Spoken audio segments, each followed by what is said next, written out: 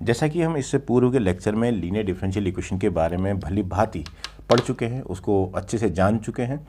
अब हम उसी का एक एक्सटेंशन बोल सकते हैं या उसी का एक बृहद रूप बोल सकते हैं जो बर्नौली इक्वेशन के नाम से जानी जाती है। इस बर्नौली इक्वेशन को हमारा मुख्य उद्देश्य क्या है बेटा? सबसे पहले डिफरेंशियल इक्वेशन को हम समझेंगे कि ये बर्नौली इक्वेशन टाइप तो नहीं है, और अगर ये बर्नौली इक्वेशन टाइप है तो उसको हम क्या करेंगे? रिड्यूस करेंगे पहले लीनियर फॉर्म में। ऊपर सी से देखा है equation reducible to linear form.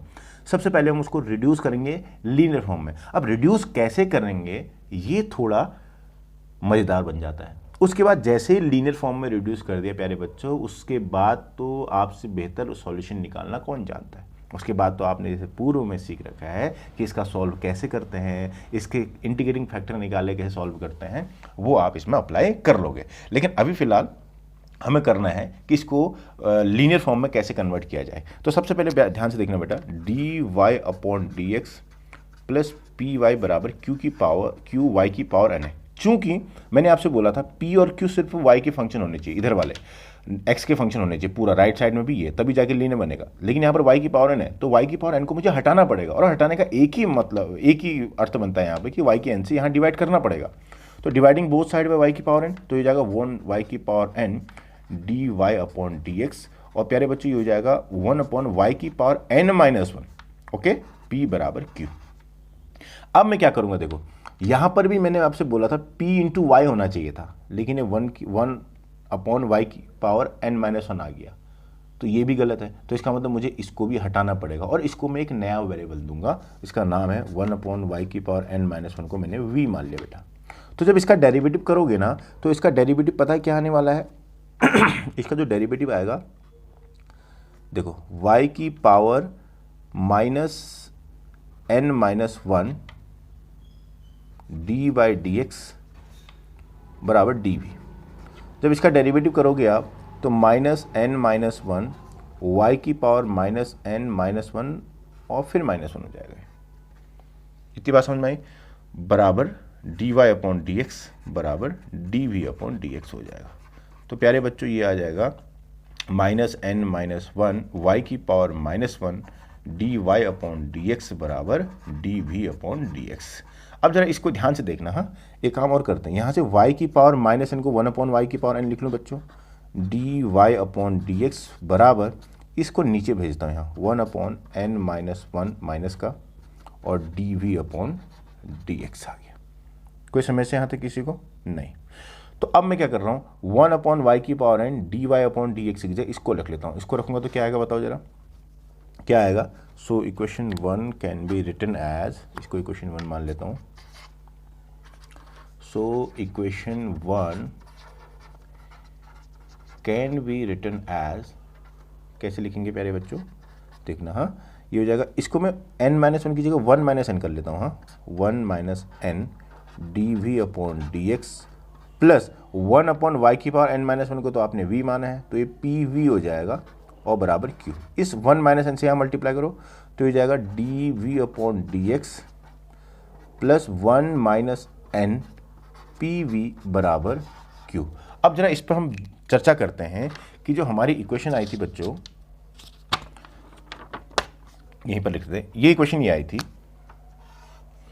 D V upon D X plus 1 minus N P V बराबर क्यू। यहां पर अभी इंडिपेंडेंट वेरिएबल आपका है x, डिपेंडेंट वेरिएबल क्या है बेटा? डिपेंडेंट वेरिएबल इस टाइम पे v है। तो इसका मतलब ये जो है लीनियर डिफरेंशियल इक्वेशन बन गई v एन x में। तो देखो ये जो p है ये x का फंक्शन है, इसको इसके लिए यहाँ पर पूरा p अभी ये बन जाएगा, यानी कि इसको p डैश मान लोगे आप, और एक q। तो यहाँ पर जो इंटीग्रेटिंग फैक्टर निकलेगा बच्चों वो निकलेगा e की power 1 minus N P D X करके, क्योंकि ये लीनियर है। अब इसको लीनियर वाले मेथड से आप सॉल्व कर लोगे। कैसे सॉल्व करना है एक प्रश्न करके देखेंगे तो आपको अच्छे से थोड़ा सा समझ में आ जाएगा। ये प्रश्न है प्यारे बच्चों, इसको जरा ध्यान से देखिएगा। ये हमारे पास D Y upon D X plus 1 upon X Y बराबर एक्स स्क्वायर वाई 6। चूँकि यहाँ वाई 6 है, इसको यहाँ रखना पड़ेगा, तो 1 upon Y 6 D Y upon D X plus 1 upon X Y की पावर 5 हो जाएगा और बराबर एक्स स्क्वायर। मैं क्या करूँगा, 1/x को तो ऐसे रहने दो, 1/y की पावर 5 को t मान लूँगा या v मान लूँगा, ठीक है। लेट इसको फर्स्ट मान लो, 1/y की पावर 5 बराबर v। तो यहाँ से कितना आ जाएगा, 1/y की पावर 6 और ये -5 हो जाएगा, dy/dx बराबर dv/dx, क्योंकि इसका डेरिवेटिव कर दिया मैंने दोनों साइड x के रिस्पेक्ट में, ठीक है। अब क्या करेंगे हम, put this value in equation first, put in first में पुट करोगे तो 1/y की पावर 6 dy/dx की जगह तो आ जाएगा -1/5 dv/dx, प्लस ये 1/x तो था ही, 1/y की पावर 5 की जगह v आ जाएगा बराबर x²। यहाँ तो किसी को कोई आपत्ति है, होनी भी नहीं चाहिए।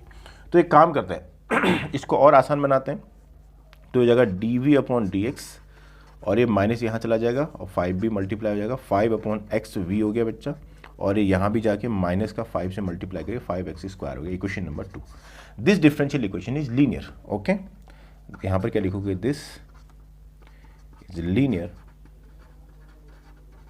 Equation with v as a independent variable, as the independent variable, sorry dependent variable, क्योंकि independent तो x है ना, dependent variable, and x is independent variable and x is independent variable, where p क्या है बच्चों यहाँ पे, p है आपका -5/x एंड q क्या है प्यारे बच्चों यहाँ पर, माइनस का 5x²। सो इंटीग्रेटिंग फैक्टर क्या होगा, कौन बताएगा। इंटीग्रेटिंग फैक्टर होगा e की पावर p dx, अर्थात इंटीग्रेशन ऑफ -5/x dx प्यारे बच्चों। e की पावर -5 बाहर ले लो तो 1/x dx, और 1/x dx का इंटीग्रेशन क्या होता है, log x होता है प्यारे बच्चों। चलिए एक सेकेंड और कर लेते हैं। सो इंटीग्रेटिंग फैक्टर हो जाएगा आपका e की पावर क्या था, -5 1/x dx, यही था। तो कितना हो जाएगा, e की पावर -5 log x, और ये जाएगा e की पावर -log x की पावर 5, और ये जाएगा e की पावर log ऑफ 1/x की पावर 5, और लास्ट में कट के x की पावर 5 आ गया। ये हमारा आपका इंटीग्रेटिंग फैक्टर हो गया। सो सॉल्यूशन क्या हो जाएगा प्यारे बच्चों, सो सॉल्यूशन इज y की जगह v है, v इंटू इंटीग्रेटिंग फैक्टर बराबर whole integration q into integrating factor plus c। तो v इंटीग्रेटिंग फैक्टर क्या है, 1/x की पावर 5 बराबर q क्या था मेरे बच्चे, यहाँ पे q था, यहाँ पे q क्या था, यहाँ पे देखना पड़ेगा, मेरे ख्याल से -5x² था। q था यहाँ पे -5x², तो q क्या आ गया यहाँ पे, -5x² इंटू 1/x की पावर 5 dx प्लस c हो जाएगा, ठीक।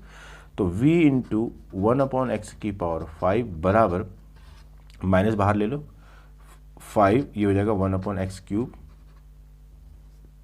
dx plus c। तो ये हो जाएगा, यहाँ पर आ जाएगा v का मान भी पुट कर दो, चलो 1/y की पावर 5 1/x की पावर 5 बराबर बेटा ये हो जाएगा 5/2 x की पावर -2 और प्लस c। इसका इंटीग्रेशन जब करोगे ना, x की पावर -3 का इंटीग्रेशन क्या होगा, x की पावर -3 + 1 अपॉन -3 + 1 x की पावर -2 अपॉन -2। तो माइनस और माइनस प्लस हो गया तो 5/2 हो गया, x की पावर -2 हो गया। तो ये जाएगा 1/y की पावर 5 1/x की पावर 5 बराबर 5/2 x की पावर -2 प्लस c। ये जो है इस डिफरेंशियल इक्वेशन का सॉल्यूशन आ गया। तो आपको कुछ करना है, कुछ नहीं करना है, मैं आपको पहले बता रहा हूँ। बस आपको इस बर्नौली इक्वेशन को जो आपको दे रखी है, इसको आपने लीनियर डिफरेंशियल इक्वेशन में कन्वर्ट करना है। जैसे आपने प्यारे बच्चों लीनियर डिफरेंशियल इक्वेशन में कन्वर्ट कर लिया, तो उसके बाद आपको वही प्रोसेस अपनानी है जो इससे पूर्व आपने लीनियर डिफरेंशियल इक्वेशन के लिए अपनाई है। अब वो मेथड क्या है, सर्वप्रथम उसमें आपको इंटीग्रेटिंग फैक्टर निकालना है। जैसे आपने इंटीग्रेटिंग फैक्टर निकाल दिया, तो आप उसके बाद सीधे ये है सॉल्यूशन कि dependent variable into integrating factor बराबर Q into integrating factor dx plus C, और यहाँ इसका इंटीग्रेशन हो गया। तो ये फॉर्मूला आपको याद रखना है, और इसमें इंटीग्रेटिंग फैक्टर का फॉर्मूला जो है, इंटीग्रेटिंग फैक्टर का फॉर्मूला होता है e की पावर p dx, इसको ध्यान रखना है। अभी p क्या है बेटा, अभी p जो है इस डिफरेंशियल इक्वेशन में जो आपका डिपेंडेंट वेरिएबल के साथ सेकेंड वाले पार्ट में लगा हुआ है, यानी कि -5/x जैसे यहाँ पर था। ठीक है, मैं आशा करता हूँ कि ये आपको समझ में आ गया होगा, और आगे हम इसके अन्य प्रश्नों को सॉल्व करेंगे या एक अलग सा कॉन्सेप्ट लेके आपके सम्मुख आएंगे। तब तक के लिए प्यारे बच्चों, इतना आप समझो और इतना आप समझिए तो मुझे लगता है कि आगे की चीज़ों को समझने में थोड़ा सा सरल सा तो पक्का आ जाएगी। ठीक है।